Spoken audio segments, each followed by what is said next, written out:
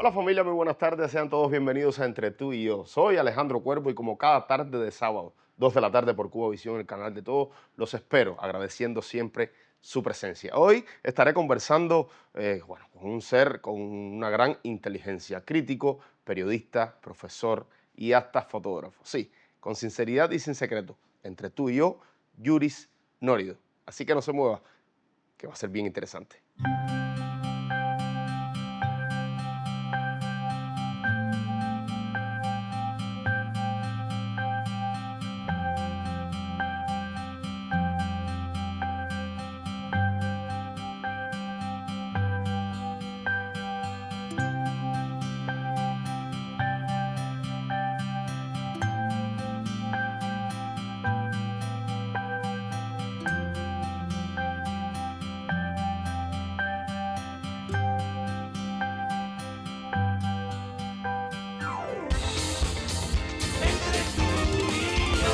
Pues sí, familia, la bienvenida, las buenas tardes para Yuris Nórido. Qué alegría tenerte Por por acá. favor, muy buenas tardes, muchísimas gracias por la invitación. Realmente tuve la posibilidad en un momento de mi carrera de ir de invitado a tu espacio, a tu programa, y lo recuerdo con mucho cariño. La pasé muy bien, me hiciste sentir muy bien. Espero ser recíproco en esta No, por tarde. supuesto, no.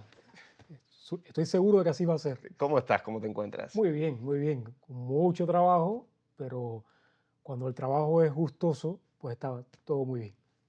¿Eres lo que soñaste? Estaba pensando el otro día y yo creo que en buena medida sí. Por supuesto que hay sueños de uno que nunca se van a concretar y no tiene conciencia de eso. Yo estaba recordando una vez en la finca que tenían mis abuelos, en la casa de mis abuelos, en medio del campo. Y un día yo estaba escuchando, haciendo radio, el programa de Rebelde. Y yo era muy pequeño, tendría, no sé, 8, 9, 10 años. Y decía, a mí algún día me gustaría estar en ese programa, hacer ese programa. Y llegué a estar en ese programa, hice ese programa por un año completo, hago comentarios habitualmente en ese programa. Uno de los sueños Uno cumplidos. de los sueños que se cumplieron. ¿Algún sueño que te quede por cumplir? De esos que quizás Muchos sueños. A ver, a mí no me quedan sueños por cumplir en cuanto a realización profesional, sino cosas concretas de esa realización. No sé, a mí me gusta, siempre quise ser periodista para contar historias y he sido periodista para contar historias.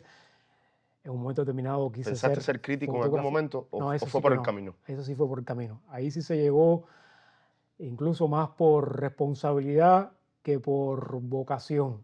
Pero periodista yo siempre quise ser. Yo recuerdo desde que yo era pequeño, me decían, ¿qué tú quieres ser cuando sea grande? Y siempre decía, bueno, cuando era muy pequeño decía que quería ser artista de circo o taxista. Mira de qué dos cosas, esas dos cosas me gustaban. Tan Pero ya distantes. cuando, exactamente, pero cuando ya estaba en la escuela, siempre quería ser periodista. Mi abuela me decía, ay, me gustaría mucho verte una vez conduciendo un noticiero. No era esa mi intención, nunca fue mi intención. Al final también terminé haciéndolo, lo he hecho puntualmente, pero siempre quise ser periodista. Qué raro, qué extraño que un niño, o sea, una profesión tan difícil, tan Bueno, peculiar, tan bonita y con tanta responsabilidad que un niño quiera ser periodista. tiene que ver también Es con una muy difícil cuestión, escucharlo de un niño. tiene que ver también con una cuestión de familia, de formación. Mi padre fue lo que se decía en aquel tiempo corresponsal de algunos de los periódicos de antes del triunfo de la revolución. Era el corresponsal en Violeta de varios de esos periódicos, El País, que era uno de los periódicos de aquella época. Y desde pequeño, mi padre era un lector impenitente, leía muchísimo y siempre me hablaba me hablaba también de ese oficio, del oficio del periodismo. Mira, estás para contar cosas. A mí siempre me gustó. Yo siempre fui un niño que cuando hacía las historias también ponía de su parte también, Las adornabas hasta. las adornaba también. La memoria también tiene mucho de eso, ¿no? De realidad y también de, De ficción. de invención también, de ensoñación quizás en alguna medida también. Eh, pero desde niño estoy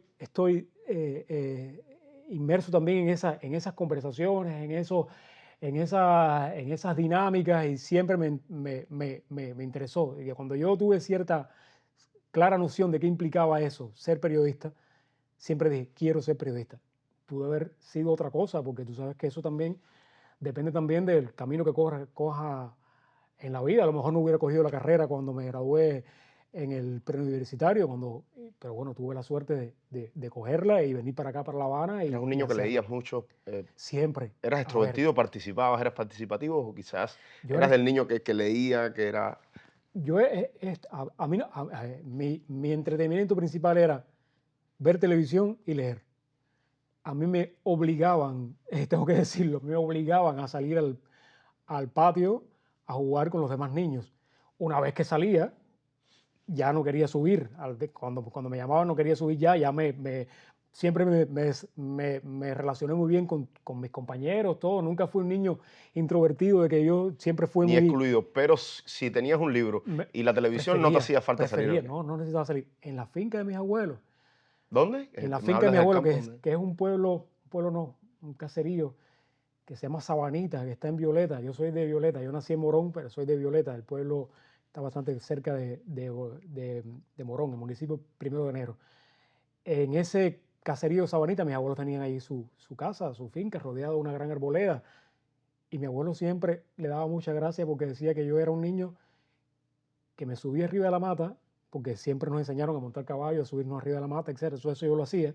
Fui un niño muy feliz en ese sentido. Pero yo me subí arriba de la mata a leer. Y me pasaba horas arriba de una mata de mamey amarillo que había allí en la casa. Me pasaba horas leyendo.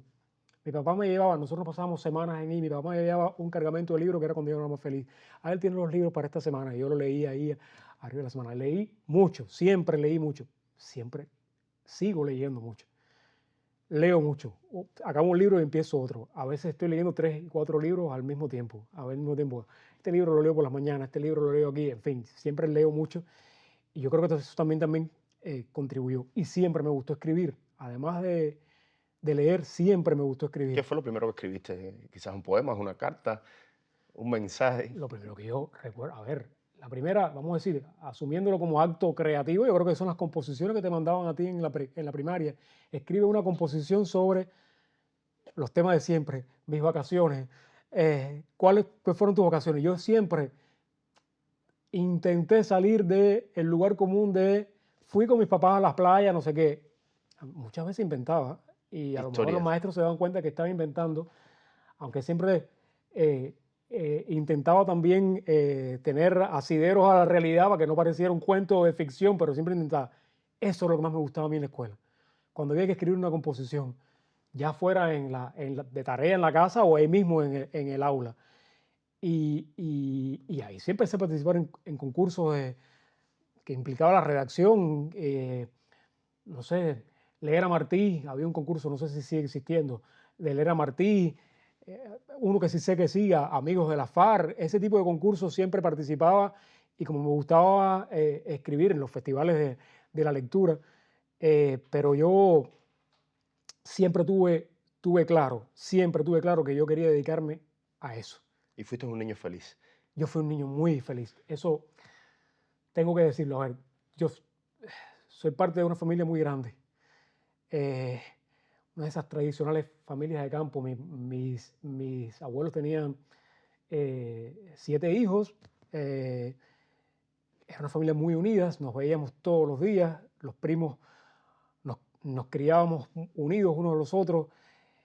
Y tuve también, a ver, yo siempre se lo digo a mucha gente, yo era un niño que tenía la posibilidad de estar en la finca de mis abuelos, montar caballos, subir arriba de las matas, mi abuelo me decía, me enseñaba, a una mata se sube así, saber cuáles son las matas, las frutas, comerte la fruta al lado de la mata, todas esas cosas también estaba en el pueblo, yo vivía en Violeta, tenía los entretenimientos que tiene un niño en un pueblo, venía aquí a La Habana habitualmente a ver a mi familia que tenía aquí en La Habana y siempre crecí rodeado de amor, de mucho amor, de mis padres, mi familia. Cuán importante crees que sea para un ser humano, no importa a lo que te dediques, tener una niñez feliz y llena de amor? Eso es básico, por supuesto.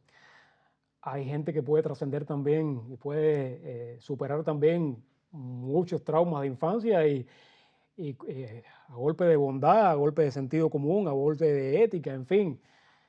pero yo creo que si se nota cuando un niño es hijo de una familia, como se dice, funcional, de una familia amable, cariñosa y que te propicia un entorno feliz. Eso es vital y que además que te apoye en tus propias necesidades, en tus propios intereses y en tus propios sueños. A mí nunca me dijeron, haz esto o no hagas esto porque nosotros no queremos que hagas esto o no. Me dieron una noción de qué era lo correcto, de qué era lo humano, de qué era lo necesario, lo importante, lo útil, pero nunca me cercenaron ninguno de mis sueños, ninguno, por muy loco que pareciera. Así es. Eso Bueno, Yuri, es. te propongo hacer una pausa. Me gusta mucho, bueno, conocer a las personas y sobre todo de dónde vienen y qué bueno que tuviste esa niñez, yo la tuve parecida y creo que eso es parte de lo que somos hoy. Enseguida regresamos y esto es con sinceridad y sin secreto entre tú y yo. Al público le gusta que lo que tú digas pueda ser contestado. Siempre quiso dialogar desde el corazón con todos los espectadores. Yo no atraje al cine. Aunque la gran pantalla también lo ha distinguido, incluso más allá de las fronteras cubanas. Yo he sentido más que me han dado premios que yo no he sabido que podía merecer. Alden Knight, un todoterreno de los medios y del arte. Atiendan, amigos, mi son que sigue así. ¿Eligió la actuación o fue la actuación quien lo eligió?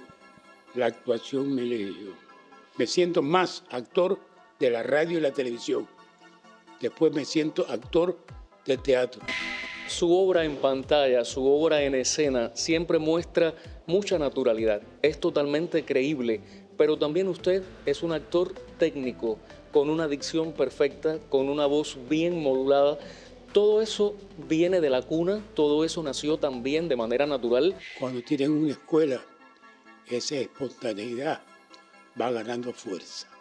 El conocimiento de qué estás haciendo. ¿Conoce a alguno de estos hombres? Yo no tuve una academia como la hay actualmente de actuación, pero sí muchas escuelas.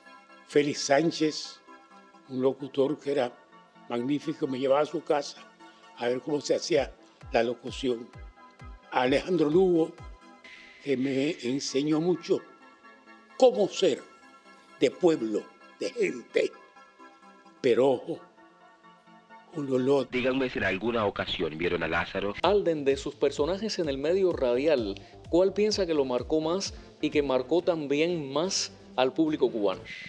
Pienso que el Charro Quiroga, de La Flecha de Cobre, que protagonizaba Marilyn Monta, fue uno de los personajes que más arraigo tuvo, el que escribía Manuel Ángel de Aranas. Pero usted ha definido la radio como un arte total y verdadero. ¿Se mantiene seguro y convencido de eso? Convencido estoy. No es solamente la voz, son solamente los oídos, pero es la voz. Si tú no le pones corazón a esa voz es plana y no dice nada. Si tú no le pones la vista a esa voz no dice nada ni a quién hablarle, porque saber entrar en un silencio es difícil y saber salir de un silencio es difícil. Es arte. Es arte. Y en la televisión, ¿cuáles son los personajes que más marcaron la vida artística de Alden Knight desde su punto de vista? Podría ser el Lumumba, pudo ser el Manso. Están las aventuras en las que hacía distintas cosas. Maite Vera escribió maravillas. Mira, no puedo decirte, porque es que cada una de esas obras tiene un pedacito. Y lo importante, pienso yo, que ha sido el que el público haya visto en cada una de estas obras a un personaje distinto. ¿Y el cine? ¿Qué le dejó el cine? Poco. Y yo cometí tal vez el error. Para mí no es error, yo me siento bien haberlo hecho. Pero yo rechacé más de 3 películas. No me interesaba y no las hice. Aunque, fíjate, por ahí habrá un afiche que dice Candelaria, y la Candelaria la hace Verónica Lin. Nos dio premios internacionales en el Lido, en Italia. Ganamos premios en Bielorrusia. El premio que me dieron en Puerto Rico por la actuación. Más sabremos sobre el maestro Alden Knight en un próximo encuentro. Y es que este camagüeyano, que ha dejado huellas por tantos sitios, se siente un hijo de todo el país. Me siento un cubano más, chico. Un cubano de cualquier lugar. Lo mismo de Las Tunas, que de Artemisa, que de cualquier lugar.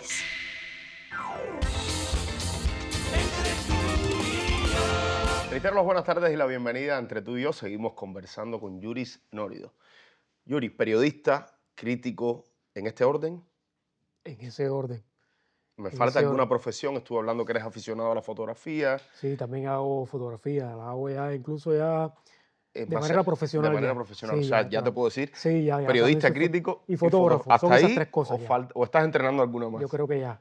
Yo creo que ya, y me parece que ya son muchas ya. Así es, Son bastante. muchas ya. Y no, y en cada una de ellas tienes varios espacios en Sí, varios lugares. O sea, eres un hombre muy trabajador. yo creo que sí. También tiene que ver también con una formación también. Siempre me dijeron, me criaron en la importancia del trabajo y en la importancia del servicio. O sea, en qué puedes ofrecer también a la gente que te rodea. Soy de una familia también de gente muy trabajadora. Qué bueno. Yuri, vamos a entrar en materia. Entras, como me comentabas al principio de la entrevista, en la escuela de periodismo, como soñaste. ¿Qué recuerdas de esa etapa? ¿Dónde lo estudiaste? ¿Qué maestros, profesores marcaron? Tuve la suerte de estudiar periodismo en la Universidad de La Habana, en la Facultad de Comunicación, y tuve excelentes profesores. Yo a veces le digo a algunos de mis alumnos actuales, yo soy profesor en la Universidad de las Artes, en Elisa. La profesora mía de redacción, Evangelina Ortega, era la autora del libro de redacción. Julio García Luis, que es uno de los principales referentes del periodismo cubano, fue mi profesor. Es decir, eran grandes profesores y eran tiempos también, yo creo que mi grupo fue un grupo muy bueno porque era un grupo donde se discutía, se hablaba, donde la gente Se opinaba, cuestionaba. se cuestionaba y era muy interesante. Uno de mis profesores, Juan Orlando Pérez, era una de las personas que yo más admiraba como cronista, como redactor. Tuve esa suerte. Y tuve la suerte también de allí mismo definir que lo que me interesaba era el periodismo cultural. Porque como siempre me interesó, siempre me gustó, siempre me sentí involucrado por los procesos del arte, me dieron la oportunidad también siempre de ejercer el periodismo cultural. Yo empecé a escribir en los medios siendo estudiante, fui al periódico Trabajadores a hacer unas prácticas y me ubicaron en la redacción cultural y ahí había pasado una cosa muy interesante que era que el que sigue siendo el jefe de la redacción cultural, Jorge Rivas, la redacción está integrada por 3 personas mayores y muchas veces yo tenía que cubrir cosas porque ellas no podían o porque, en fin, y me quedé haciendo periodismo cultural. Empecé haciendo periodismo cultural siendo estudiante y me gradué y me quedé en la misma redacción donde hice mis prácticas profesionales ejerciendo el periodismo, haciendo periodismo cultural. No es habitual, porque casi siempre al periodismo cultural se llega después de hacer periodismo general. Tú entras a una redacción y te ponen en una redacción generalista, hacer todas las aristas, todas las expresiones, las manifestaciones, y el periodismo especializado tú llegas después. Yo empecé en el periodismo especializado, empecé haciendo periodismo cultural. Y has hecho toda la vida periodismo cultural. Toda la vida he hecho periodismo cultural en todos los medios y en todos los géneros. Creo que lo único que yo no he hecho es agencia de prensa, pero yo he hecho radio, mucha radio. Yo he hecho, por supuesto, prensa escrita, que era que es lo que más, incluso lo que más me gusta, y televisión y periodismo multimedia. Yo he hecho periodismo en todos los ámbitos y he hecho nota informativa, entrevistas, comentarios, reportaje, Críticas. crítica. Algunos piensan que cuando uno llega a un nivel en que ya le empiezan a pedir que haga comentarios, editoriales, crítica, reportaje, ya uno puede olvidarse ya de géneros básicos como la nota informativa. Yo creo que el periodismo es uno. Y yo creo que uno no debe tener, bueno, al menos yo no los tengo, ese tipo de, no sé, de jerarquizar a partir de que ya yo tengo determinado estatus y ya yo no voy a escribir más notas informativas. Yo sigo escribiendo notas informativas como el primer día y hago todos los demás géneros. Claro, uno tiene géneros que prefiere. Preferidos, claro. A mí mi género preferido es la crónica, por ejemplo. A mí, por eso que te decía ahorita de ese deseo de contar, de narrar, ¿no? A mí me gusta mucho la crónica y trato de hacerla lo más posible, pero también tiene que estar preparado para hacerlo todo claro. Habrá gente que haga mejor una cosa que otra y eso también, por supuesto, uno tiene que saber dónde está mejor y tus decisores, la gente que tiene que ver con tu trabajo, también sabrá dónde ubicarte en ese gran panorama que es el periodismo. Comienzas en la prensa plana, que es en el periódico Trabajadores, como comentabas. Ha perdido al pasar del tiempo, llega la televisión, hace muchos años ya, llega hace varios años las redes sociales. Llega a Cuba con muchísima fuerza en estos tiempos y ha perdido quizás un poco de protagonismo la prensa escrita, sobre todo la impresa. Yo creo que más bien se trata de reubicar el rol de los medios en el entramado actual. Obviamente, la prensa escrita, impresa, no puede competir ni siquiera, ya no podía ni competir ni con la televisión ni con la radio en términos de inmediatez, mucho menos con el abrumador panorama de Internet, aunque los medios también, los periódicos también están, por supuesto, en Internet. Yo creo que hay que reubicar a los medios, recolocarlos en nuevas dinámicas. ¿Para qué está la prensa escrita?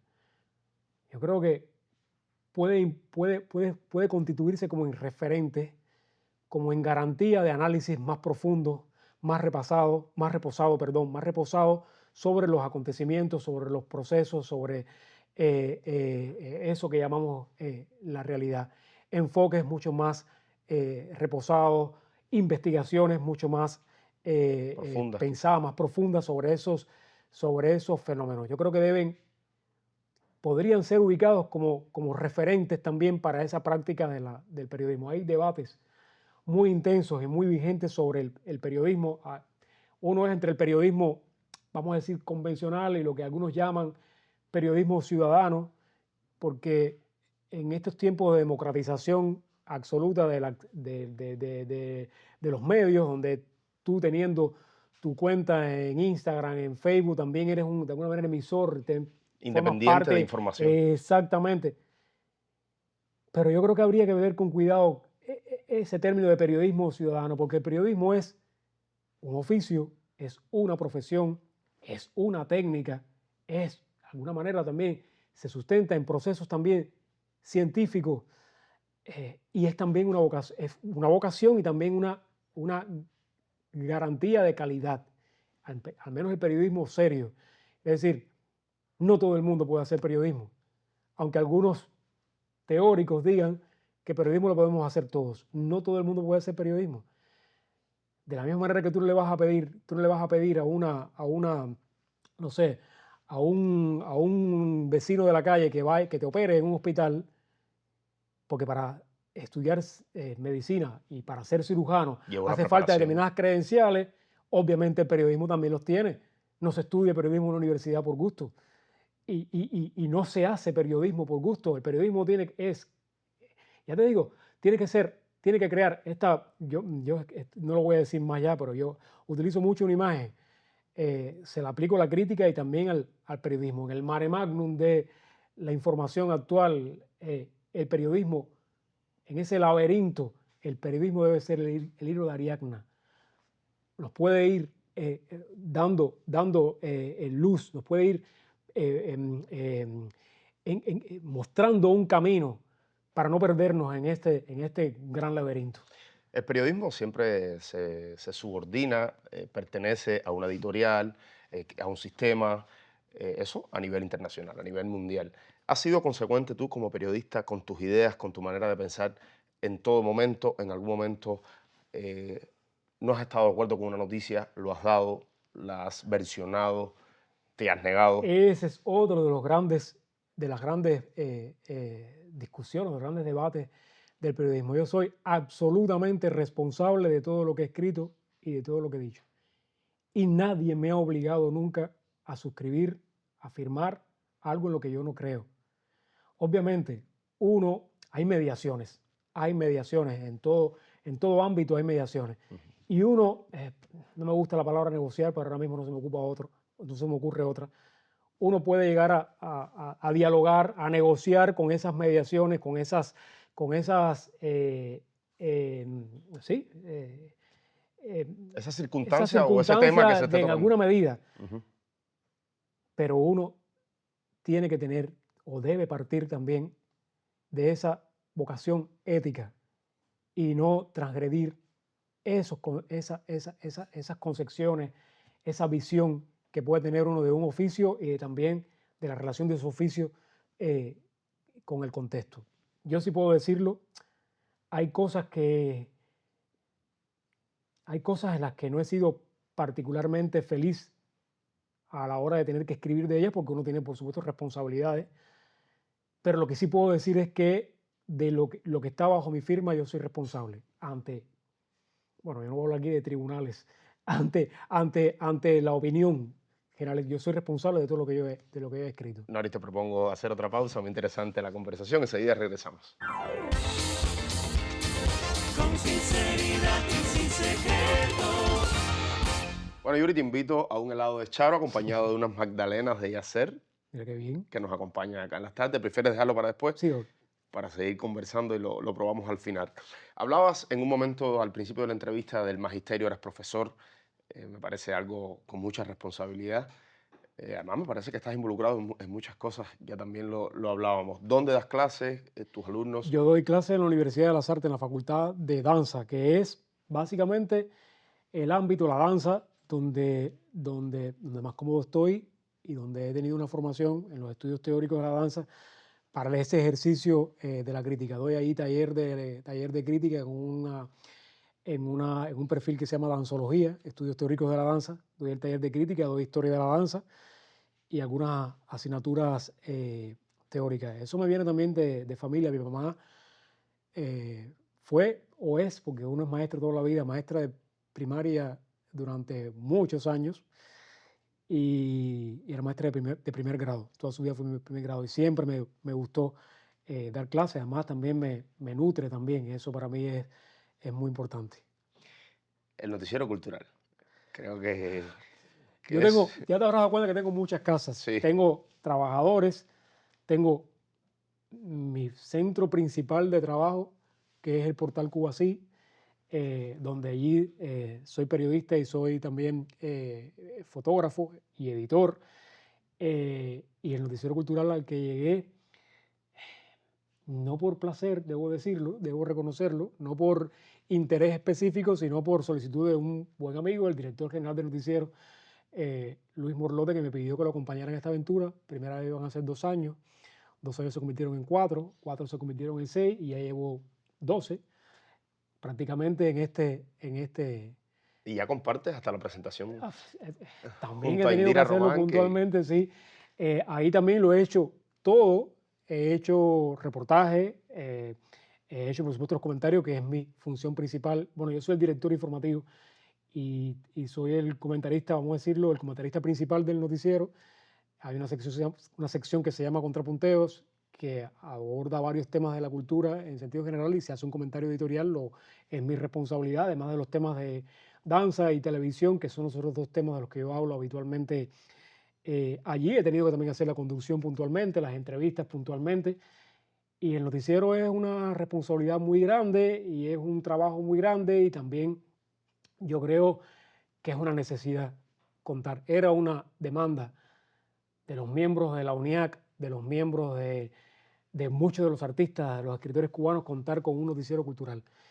Y yo creo que ese es un empeño conjunto del Ministerio de Cultura, de la televisión cubana, de la UNIAC, de la HS, y hacerlo implica mucho trabajo, pero también mucha satisfacción también. También eres vicepresidente del UNIAC, uno de ellos. Soy uno de los vicepresidentes de la UNIAC. A partir del último congreso fui electo. En el congreso yo era el presidente de la sección de crítica e investigación de la Asociación de Artistas Escénicos de la UNIAC, y bueno, ahí fui electo, y ahí en la UNIAC también sigo ocupándome de estos temas, ¿no? De ese tan necesario sistema de la crítica, que yo creo que no está consolidado en Cuba, y nos corresponde consolidar un sistema de la crítica artística y literaria, también por supuesto de las artes escénicas, de varios temas asociados también a la comunicación, pero yo creo que es también un ejercicio también importante de interacción, de diálogo también con los miembros. Tengo una alta responsabilidad en ese sentido, porque si uno se pone a revisar, si uno ve la historia de la UNIAC, se da cuenta de las figuras importantes de la cultura cubana que han pasado por allí, y de la importancia, la gran importancia que tiene la UNIAC en el gran entramado cultural cubano. Es la voz de muchos de los escritores, de los artistas, de lo que algunos llaman la vanguardia de la creación en Cuba, y tiene grandes responsabilidades en propiciar espacios de diálogo y reflexión sobre la cultura, sobre la creación y sobre el impacto de la cultura también en la sociedad en sentido general. Hablando de este ejercicio de la crítica tan difícil, considero yo, te hemos disfrutado en espacios como el videoclip, en Los Lucas, sí. junto a Cruzata, además sustituyendo a un referente de la crítica por muchos años, que fue el gran Rufo Caballero, muy querido, admirado y seguido por todos, donde por supuesto... Muy querido, muy admirado. Yo siempre digo que es uno yo creo que yo tengo he tenido varios referentes, pero dos de los principales han sido Pedro de la Hoz, que también fue vicepresidente de la UNIAC, y Rufo Caballero. Sostenía con ellos permanentemente conversaciones sobre la crítica, sobre la cultura en sentido general. Y cuando me dijeron, me propusieron ir a Lucas a ocupar ese espacio que alguna vez tuvo Rufo, me negué mucho tiempo, me negué, hasta que al final, en fin, tengo un defecto, no es una virtud, es un defecto, es que me cuesta decir que no. Es un defecto, estoy trabajando en eso seriamente. Y siempre partiendo, le dije a Cruzata, no voy a sustituir a Rufo, no puedo sustituir a Rufo, no debo sustituir a Rufo. Voy a hacer mi aporte en la medida de mis posibilidades, y ahí he estado. De hecho, ya también hemos diversificado eso. No soy solamente yo las personas que hace comentarios allí también ya, y hay otras personas haciéndolo puntualmente. Pero bueno, insisto, lo hago desde mis posibilidades, y también desde lo que, porque a mí me gusta mucho el videoclip, por supuesto, y desde lo que yo considero, lo que yo creo de que es un buen videoclip, lo que puede aportar también el videoclip como expresión. Aprovecho unas palabras que acabas de mencionar. ¿Te gusta? ¿Hasta dónde un crítico puede acercarse o alejarse de su gusto personal con la crítica? Cuando va a criticar alguna obra. El gusto es uno de los elementos de esa construcción que es la crítica, pero no debe ser el único, ni siquiera debe ser el definitorio. Pueden estar divorciados en una crítica, en alguna medida, tu gusto personal con el estado de la obra. Yo creo que sí, y aquí puede haber discusión también, entre otros críticos, podrán no estar de acuerdo con lo que digo yo. Siempre es importante, la crítica es un absoluto ejercicio de subjetividad, así que allí mi verdad no tiene por qué compartirla a otro, y es, en todo caso, mi punto de vista. No no es una imposición, no es palabra escrita sobre la piedra de la Claro, ley. siempre teniendo en Es cuenta la responsabilidad de dónde exactamente, critica. partiendo de las capacidades, de las credenciales que pueda tener y de la capacidad y también de esa vocación ética de la que te hablaba ahorita. Pero te decía, hay cosas que puede que no me gusten, pero yo tengo que tener la suficiente o suficientemente tengo que tener noción de cuáles son las pautas, la composición, las estructuras, Los códigos, el los lenguaje códigos, de el eso lenguaje de que determinadas manifestaciones, de determinadas expresiones de género, para saber que son correctas, que están bien, que son funcionales. También tengo que tener, para discernir dónde está el arte y dónde está el mero entretenimiento, desprovisto también de valores estéticos, éticos, conceptuales, simbólicos. El gusto es uno de los elementos, pero yo no creo que sea el elemento ni siquiera definitorio, aunque sea importante. Se supone que con el tiempo, con cuestiones asociadas a la formación, a una sensibilidad, que un crítico tiene que tener, por supuesto, una sensibilidad, el gusto sea un pilar importante pero no basta el gusto.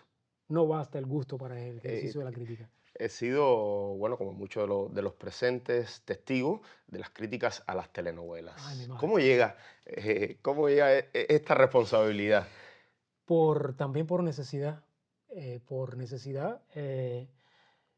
Por responsabilidad. En algún momento me dijeron, hace falta que alguien las haga, porque en un periódico, eso yo empecé a hacerlo en Trabajadores, por supuesto, hace falta una persona que haga las críticas de televisión, sobre todo una manifestación, una expresión, perdón, un arte absolutamente tan democrático que tiene, en fin, es preciso porque la crítica está más orientada, creo yo, la veo yo así, debe estar más orientada a los públicos que a los propios creadores. Fíjate, a la formación de un público, al diálogo con un público, al ofrecerle al público herramientas que a un diálogo más o menos feliz con un creador específico, que no digo que no lo pueda tener, pero no. Entonces es necesario para un medio de comunicación, para un periódico, para la televisión, contar con críticos. Y en algún momento hizo falta que lo hiciera. Me atreví a hacerlo, más por responsabilidad que por vocación, y ahí seguí. Aunque te digo, insisto, el ámbito donde yo estoy más cómodo es en la danza. Pero en la televisión, por supuesto, lo he hecho incluso más que en la danza, porque, por supuesto, se hace más en televisión que en danza en Y cualquier eres lugar. parte. ¿Es la telenovela arte? No quisiera meterme ahora en ese gran debate. Yo creo que primeramente, vamos a partir de que es una auténtica expresión cultural. Ya de si es arte, es discusión que yo creo que hay que verla a partir de concreciones puntuales de las telenovelas. Yo creo que algunas personas definen esa artisticidad a partir del género. Yo creo que utilizando un género o partiendo de un género se puede hacer arte o no. En el mismo género. Hay telenovelas que son arte. Hay determinadas partes de una telenovela que pueden ser consideradas arte. Hay otras que no son arte o son mal arte, aunque yo tampoco voy a entrar en esa discusión de arte bueno, arte malo, en fin. Yo creo que puede ser arte, es lo que respondería yo. Puede, la telenovela y la televisión en sentido general, puede ser arte. Más allá de un medio de entretenimiento. Exactamente. Así es. Bueno, Arte y entretenimiento también no tiene pueden que estar desligados también. hay varios detalles Mi madre. que queremos darte de parte de todo el equipo del programa, de emprendimientos que nos acompañan hace algún tiempo ya. Otros se han incorporado. Bueno, quiero comenzar por este hermoso rostro de Vanessa Rebustillo. Pues muchísimas gracias. Para que Muchísimas lo gracias. marques, lo tengas de recuerdo. Del Salón Lili, un salón de estética y belleza. Tienes, bueno, Bueno, me vendrá bien. te vendrá bien alguna En sesión. algún momento alguien me ha dicho, me gusta lo que dices, pero a veces deberías peinarte. Bueno, No sé, tendrás la mejor oportunidad. puedo Y bueno, para aprovechar. casa, la empresa de limpieza y mantenimiento Tucker, tienes, bueno, una sesión que se dedican a la limpieza desde aires acondicionados, muebles, todo. Ah, mira qué bien, voy a aprovecharlo Así también. que tienes un llamado.